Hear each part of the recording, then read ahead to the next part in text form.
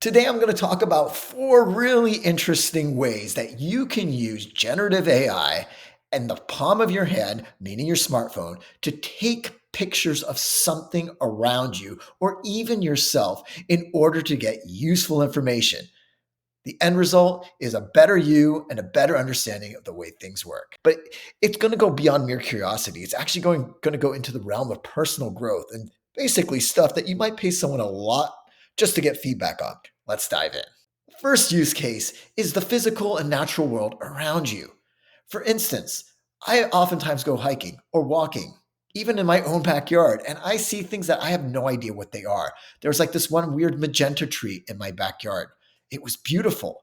I had never seen it with that color of leaves before, so I naturally wanted to know what it was called. Voila, ChatGPT to the rescue. And then there was an instance where there was a car on the road, and I really wanted to know what shade of color it is because my family and I were having a rather spirited debate around it. Turns out that it was actually magenta, which was the same color as that tree in my backyard. But having ChatGPT identify both of those, I thought was really cool. Next up, we have exercise. We all go to the gym. Well, most of us.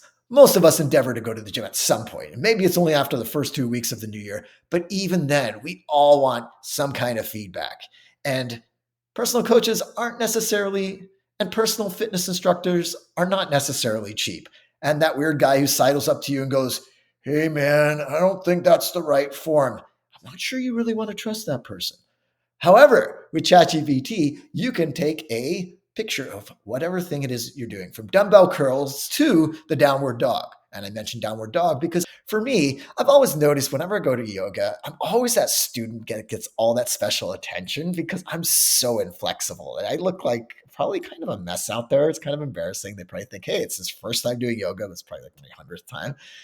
But I today did downward dog, not going to show the photo here, but did downward dog, asked ChatGPT for some feedback, and it gave some pretty useful feedback to me, telling me what I was doing right, where my neck was, what I could change a little bit about my position. And it actually was pretty positive, which tracks with my own experience. By the 100th yoga session, I feel like finally I kind of get downward dog now. Now, I don't want to say this is going to replace a fitness instructor because it won't.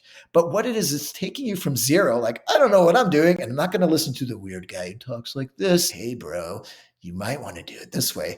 But it gives you something to take you from zero to something much higher. So by the time you do get to a fitness instructor, you are actually already at a higher point, and then you can use that professional to make those fine adjustments. The next really interesting use case is around music. Well, if you've ever played an instrument, it's all about your form. How well you play, how well you progress depends on, often if you're at a piano, how you sit, how your hands and wrists are, or with a guitar, where exactly on the fret you're pressing, how you're strumming, all those things.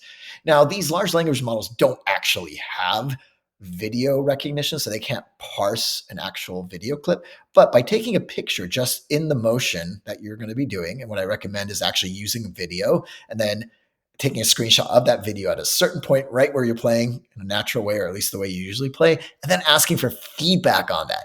Then it can actually tell you, oh, you're sitting, too close to the piano, or your fingers, or at least your third finger, never quite comes to where it should on the fretboard.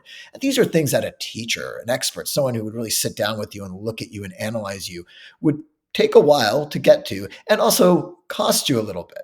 Now, that isn't to say necessarily that the feedback from ChatGPT is always going to be better along these lines. It really depends on the teacher, but I can imagine in many cases, it will give you something as good as the average, if not better. And that's oftentimes a great start, especially if you're self-taught, learning off of YouTube or wherever it is, and you're not getting any feedback whatsoever, then this can definitely be a game changer. The other awesome use case is art.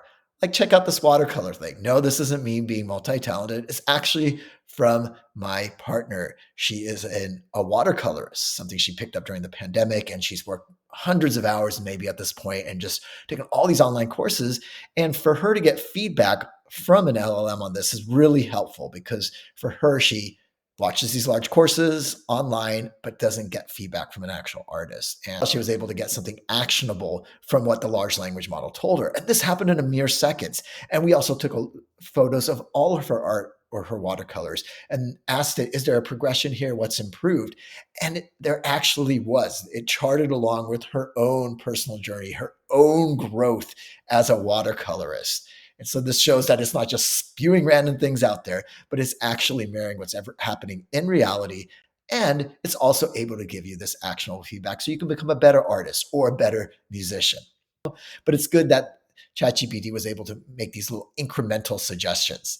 And so, again, the idea is you're armed with a camera, you're armed with the entire world, and you probably have so many questions about what it is you're looking at it, or if it's yourself, what you're doing. Is it exactly how you want to be doing something? And the fact that you now have simply in the palm of your hands something that's like a little mini expert that can give you this instant feedback and you can ask it hundreds and hundreds of questions is truly mind blowing. So I really hope you enjoyed today's series.